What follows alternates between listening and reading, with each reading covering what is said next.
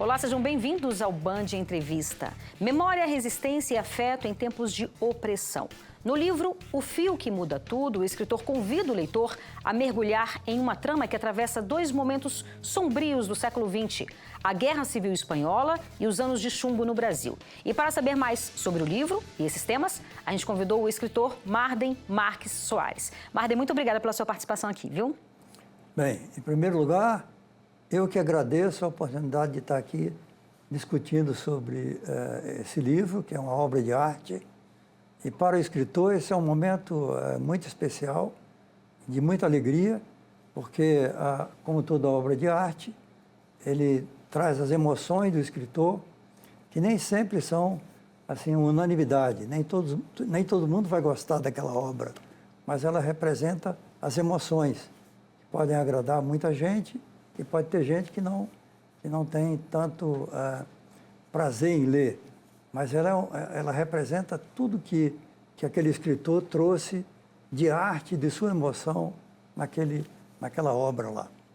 Então, é uma obra, é um momento que o escritor tem de discutir a sua obra, de trazer os seus pensamentos, a sua história ao público. Então, eu agradeço muito à Band a oportunidade de estar aqui discutindo com vocês sobre esse trabalho que foi muito prazeroso para mim fazer.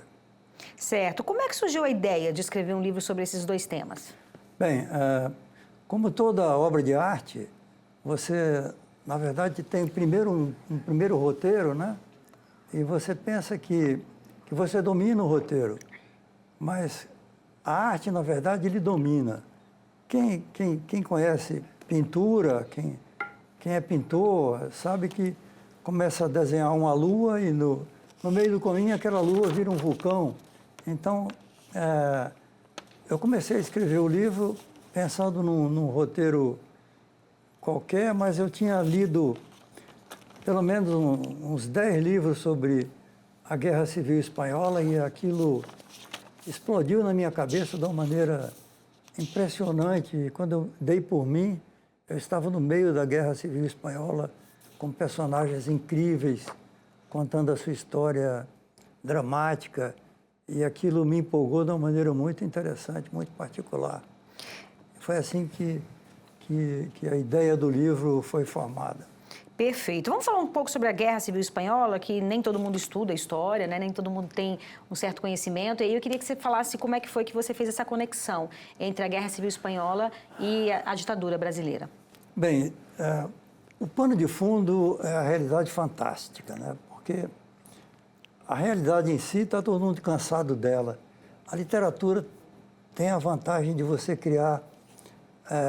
tem o Mário Vargas Llosa e outros escritores que são hábeis nisso, eu não quero me comparar com eles de jeito nenhum, mas você tem que trazer uma realidade fantástica para a literatura, porque a realidade nua e crua é muito ruim.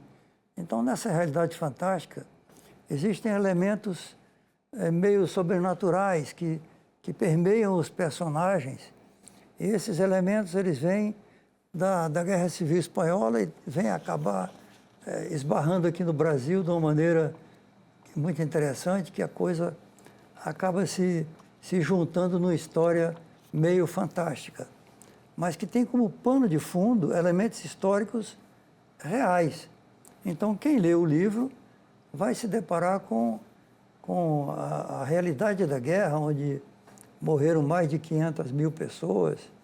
E foi uma situação dramática, onde a esquerda ganhou uma eleição legítima e a direita resolveu tomar o poder, só que o povo lá não aceitou aquilo pacificamente e juntou em armas e fundou um exército e resolveu se rebelar contra aquele poder tomado à força. Só que foi uma coisa muito dramática. Até hoje existem problemas lá de diferenças políticas. Barcelona com o povo catalão que quer se separar, as raízes estão lá na Guerra Civil Espanhola. Então, uma guerra civil é uma coisa muito cruel, que é irmão matando irmão, e aquilo tudo ficou muito pesado na minha cabeça. Eu vi desenhos parecidos com aquilo em momentos políticos em todo o mundo, inclusive aqui, e aquilo me deixou muito preocupado, e eu acabei descarregando aquelas emoções no livro. Eu acho que ficou bem temperado, ficou bem interessante. Certo. E aí, como é que é essa conexão que você faz entre a Guerra Civil Espanhola e a ditadura brasileira? Ah, sim. É outra coisa interessante. Você vê uma coisa de forma natural, né? Os personagens acabaram cruzando com personagens brasileiros, e aí veio um pouco do conhecimento que eu tinha de amigos que viveram períodos dramáticos aqui na ditadura, e que teve um caso, por exemplo, de um amigo que teve que ser exilado e acabou voltando para cá. Ele era muito inteligente, foi fazer uma bolsa, foi obrigado a fugir para a Inglaterra e voltou depois de alguns anos puxando pela mão uma indiana, que ele casou com ela e tal. E essa imagem eu acabei transplantando para o livro. Ficou muito interessante. Mas tudo isso está bem concatenado dentro da história de uma maneira bem suave. Não é um livro de clichês, direita e esquerda, não tem isso lá. Vocês não vão ver isso lá. Não vão ver defesas ferrenhas de lados, de posição, de governo, nada disso. É um livro que tenta abordar aspectos históricos. Não quero aqui defender cores. Não é isso, não é esse o meu interesse. Meu interesse é abordar a história do ponto de vista humano, das pessoas que viveram lá. Então, eu abordei a humanidade por trás desses fenômenos históricos, por trás da Guerra Civil Espanhola, o humano que estava por trás da Guerra Civil Espanhola, o humano que estava por trás dos anos de chumbo no Brasil. Foi isso que eu tentei abordar. Eu acho que ficou interessante. E não é um livro pesado. Tem algum humor também por dentro lá, que vocês vão se divertir com ele. Perfeito. Como é que foi a sua experiência com relação à ditadura brasileira? Eu fui um sujeito de sorte, porque eu vivi o movimento estudantil, inclusive aqui na UNB, um tempo, eu conheci pessoas incríveis aqui, e também tive a oportunidade de ser militar. Então, eu vivi os dois lados. Então, eu acho que é errado você demonizar qualquer lado das coisas. Cada um tem suas razões, seus motivos. Os militares não são demônios, nem os estudantes são santos. Cada um tem suas defesas, suas... O que a gente não pode abrir mão é a democracia, né? De forma alguma. Esse é o primordial. O que eu vi muito no movimento estudantil era uma ideia muito interessante, muito bonita na cabeça nossa, estudante naquela época, que era uma ideia de que nós éramos capazes de mudar as coisas. Era um grupo que lia muito, eram estudantes que líamos muitos livros, e a gente achava que tinha a capacidade de mudar as pessoas. A gente lutava por isso. É claro, tinha um ou outro que pensava em luta armada e tal, mas a grande maioria pensava em lutar pelos livros, pelos ideais, pelas ideias. O que se pensava é que nós poderíamos fazer uma sociedade melhor através dos livros, através da luta pela palavra, através do convencimento, através da democracia. Era por isso que nós lutávamos como pessoas, como estudantes daquela época. Quando veio a repressão muito forte, algumas pessoas se rebelaram contra isso e tal. E é esse ambiente que eu procuro trazer dentro do livro, né? Para que as pessoas entendam o que era aquilo lá naquela época. Era um ambiente bem diferente do que se fala hoje de ditadura, né? Fala-se que hoje tem uma ditadura aqui. Eu não tenho a menor ideia do que é ditadura. A coisa era uma caça às bruxas horrível, né? Você tinha, inclusive, medo de andar com um livro de capa vermelha. Você não podia ter um livro de capa vermelha, porque você podia ser preso, torturado, alguma coisa assim. A coisa era muito dramática, a vida era muito difícil de se viver naquela época. Não é nada comparável com o que se tem hoje aqui.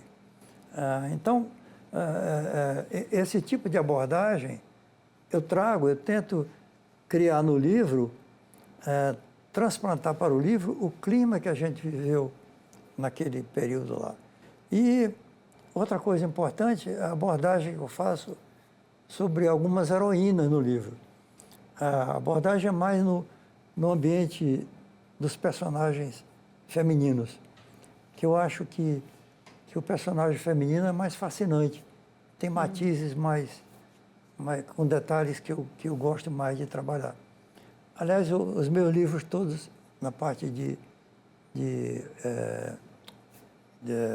que não é técnica, parte romance e tal, de contos e romance, eu procuro mais buscar o lado feminino dos personagens, que são mais ricos.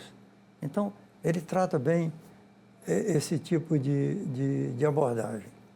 Okay? Maravilha. Agora a gente faz um breve intervalo e volta daqui a pouco. Não sai daí, eu te espero. Estamos de volta com o Band Entrevista, hoje falando com o escritor Marden Marques Soares, que escreveu o livro sobre momentos sombrios do século XX, o livro O Fio que Liga Tudo. Marlen, você estava falando uma coisa interessante aí, que hoje algumas pessoas falam, a gente vive uma ditadura e tal. E qual a importância de trazer obras, seja filmes, né, Ainda Estou Aqui, ou livros como o seu, que retratam o que realmente foi a ditadura, que muitas pessoas não viveram e não têm ideia do que foi? Bem, eu acho que a importância da história, né, na vida das pessoas, né, a importância da história. Eu lembro de uma frase que eu li há muitos anos atrás, que é atribuída a Hegel, Marx, tem vários donos dessa frase, que é: quem não aprende as lições da história condena-se a repeti-la. Perfeito. Da primeira vez como farsa e da segunda como tragédia. Essa frase eu acho muito legal, é lapidar. E então o livro é uma oportunidade de você conhecer a história e você, com a leitura, fazer boas reflexões sobre o que acontece hoje na nossa vida, naquela coisa de polaridade que tem hoje na sociedade, aí, que é uma coisa que eu acho que não tem a menor importância de você ficar com carimbos, né? Você é direita, você é esquerda. Isso já devia ter sido superado há muitos anos, né? O movimento de esquerda começou, direita e esquerda começou no século XVII com Luís XVI, que era o rei francês. Isso não era para existir mais, esse tipo de coisa. Então, a gente continua ainda numa sociedade que fica polarizando essas teorias que já deveriam estar mortas, e se pensar na nossa pior crise, a crise mais séria que tem na nossa sociedade, que é a questão da desigualdade, que existe há séculos e ninguém consegue resolvê-la. E é graças a ela que nossos filhos estão saindo do país e indo para países onde essa coisa já está resolvida e que não se pensa mais em direita e esquerda, e sim em resolver os problemas dos cidadãos. Acontece na minha família e em várias outras que eu conheço aí. Então, assim, voltando à questão da história, a história é útil para você refletir sobre isso, sobre essa falta de pequena importância que se dá para essas discussões idiotas que tem rondando a nossa sociedade aí. Em outras palavras, é importante se pensar em um país onde se leia mais, onde se busque mais conhecimento, onde se aumente o nível de cultura do país. Nós vivemos um apagão de cultura ao longo dos últimos anos, é o que eu consigo ver. A última pesquisa que eu vi sobre leitura de livros, aí, inclusive, há um declínio de leitura de livros. Eu estou na contramão, né, lançando um livro aqui, no momento em que há um declínio de leitura de livros. Mas eu ainda tenho esperança de que as pessoas voltem a ler mais. Certo. Falando um pouco sobre a ditadura brasileira, na sua avaliação, é exatamente isso que você estava falando, né? É um passado que tem feridas ainda abertas e que, na sua avaliação, é uma história que não chegou a ser bem contada a ponto de ter gente que nega, né? Que houve uma ditadura no Brasil.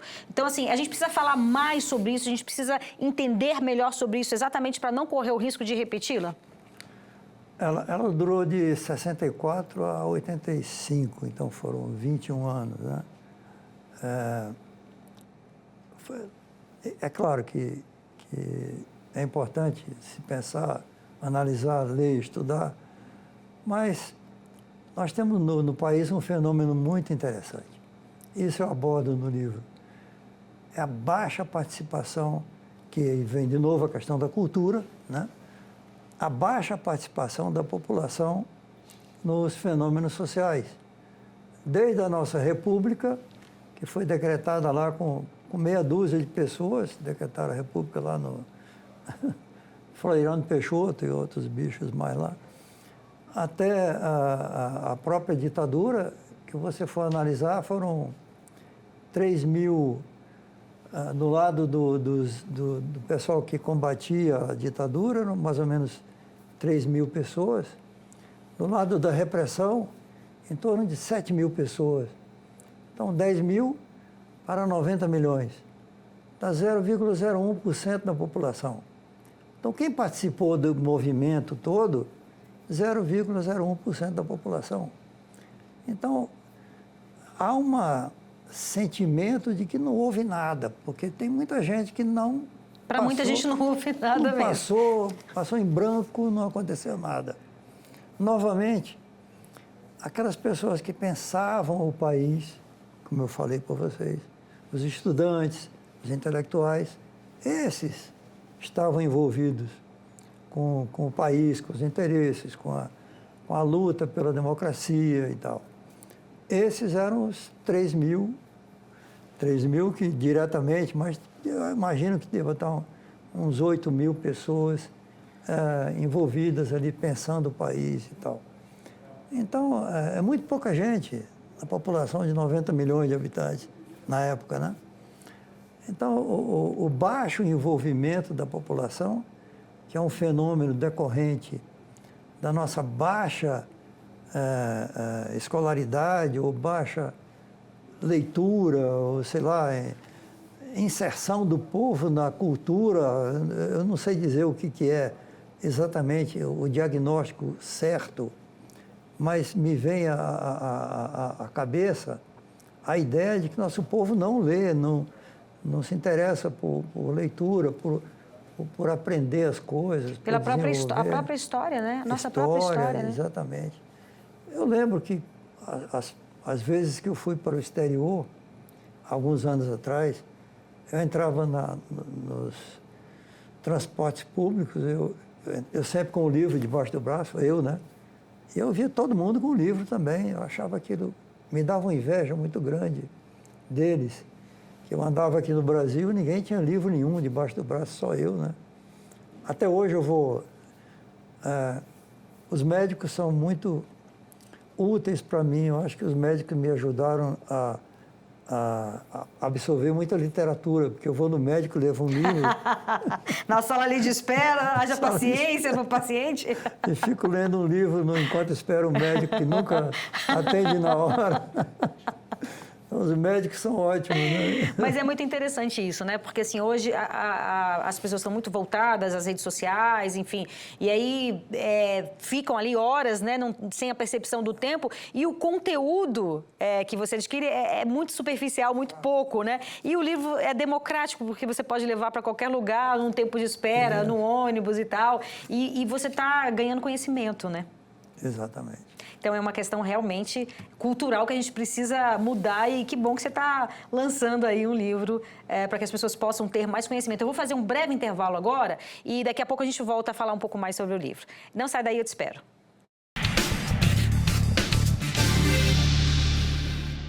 Estamos de volta com o Band Entrevista, hoje falando com o escritor Marden Marques Soares, que escreveu o livro sobre momentos sombrios do século XX, particularmente na Espanha e aqui no Brasil. Marden, eu queria te perguntar como é que foi o seu processo de pesquisa, porque é como você falou, né? Você usou a sua criatividade, enfim, a sua arte mesmo como escritor, mas é um livro baseado em fatos reais, né? Sim, sim. E aí eu queria saber como é que foi o seu processo de estudo e para entender um pouco a Guerra Civil Espanhola.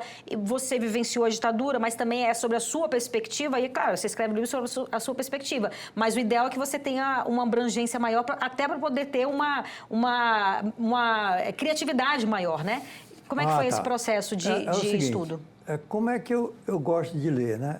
Eu geralmente, eu gosto muito de ler. Esse é o primeiro ponto. E quando eu começo a ler, eu geralmente escolho um tema e leio vários livros sobre aquele tema. Aí eu comecei a ler sobre a Guerra Civil Espanhola. E eu tenho... meus irmãos também são leitores vorazes. Eu tenho uma sorte danada. Minha família toda de leitores, né? Então, quando eu leio um livro bom, eu passo para meu irmão, minha irmã. Legal. Eles compartilha, passam. Né? Eu tenho mais 3 irmãos que estão vivos e gostam de ler. E a gente divide livros. Então, eu fui lendo livros da Guerra Civil Espanhola e trocando com meus irmãos, e aquilo foi povoando minha cabeça de ideias e informações. Algumas eu fui anotando, e à medida que eu ia lendo, aquilo já ia se transformando num romance. Os personagens foram saltando na minha cabeça enquanto eu escrevia, enquanto eu lia os livros. Enquanto eu lia, aquilo já ia se desenhando a história e tal. A arte, ela manda em você. Você não manda na arte. Você começa a escrever pensando numa coisa, quando você senta no computador que começa a escrever, aquilo manda em você. É muito interessante. Arte é uma coisa maravilhosa. Escrever é um delírio maravilhoso. É muito bom. É um prazer indescritível. Então, assim, foi assim que eu montei toda a estrutura do livro, na parte espanhola, na parte brasileira também, os livros que eu li. A Casa da Vovó, um livro fantástico sobre a ditadura brasileira, escrito por Godoy, que é um jornalista incrível, Marcelo Godoy. É um livro que eu recomendo também ler, que conta todas as agruras da ditadura, como é que foi. E como é que veio essa minha coisa de leitura? Eu tive uma sorte muito grande. Meus pais eram leitores também. E meu pai era um cearense muito sábio. Então, nós éramos uma família com orçamento muito limitado. Então, eu não tinha muito dinheiro para nada, para roupa, nada disso. Mas ele tinha uma exceção. Tinha uma livraria. Eu podia comprar o livro que eu quisesse. Caramba, que fenomenal. Olha que velho, esperto. Espertíssimo. Eu e meus irmãos. Qualquer livro que eu quisesse, eu podia comprar. Ele ia lá e pagava. Ele tinha uma conta na livraria. Que legal. A mente lá na frente, né? Olha que velho esperto. O resultado. Eu fiquei fanático por livros. Eu e meus irmãos. E todos nós conseguimos resolver nossas vidas. Sim. de forma independente. Faz diferença mesmo, né? Infelizmente, o que você estava falando aí, que tem a pesquisa mais recente que, de fato, revela que o número de leitores no Brasil vem diminuindo, e é uma tristeza para todos nós, né? Porque a leitura, ela tem uma capacidade de fazer com que a gente amplie os nossos horizontes, que talvez a arte em si, né, tem isso, mas a leitura, ela tem essa possibilidade, né, de fazer com que você compreenda coisas que você não vivenciou, que você visite, né, histórias, enfim, que você sequer poderia ter oportunidade. E aqui a gente está com o fio que liga tudo, exatamente que faz uma ligação, portanto, entre a Guerra Civil Espanhola e os anos de chumbo do Brasil, a ditadura brasileira. Quem quiser, o livro foi lançado recentemente, quem quiser encontrar esse livro, como é que faz? Bem, ele está na livraria Leitura, Certo. já pode ser encontrado em Brasília, na livraria Leituras do Boulevard, Certo. Parque Shopping, Aham. e também na Escritores Brasileiros, www.escritoresbrasileiros.com.br, um link.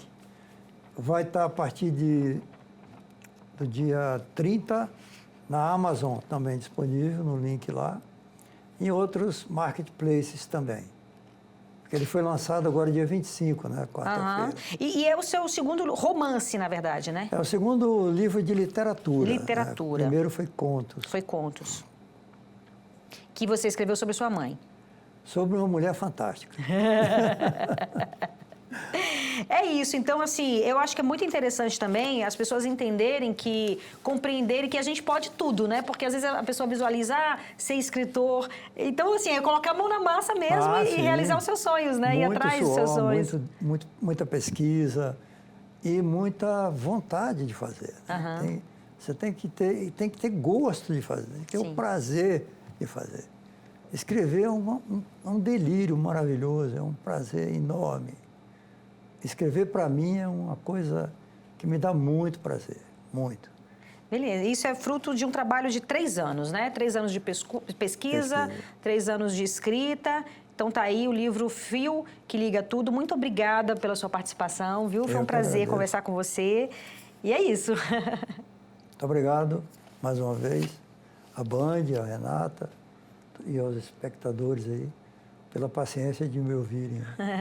Foi um prazer te ouvir. O Band Entrevista fica por aqui. Você pode nos acompanhar pelo YouTube, no canal Band Brasília e no Spotify, no TV Band Brasília. Obrigada pela sua companhia e até sábado que vem. Um beijo. Tchau, tchau.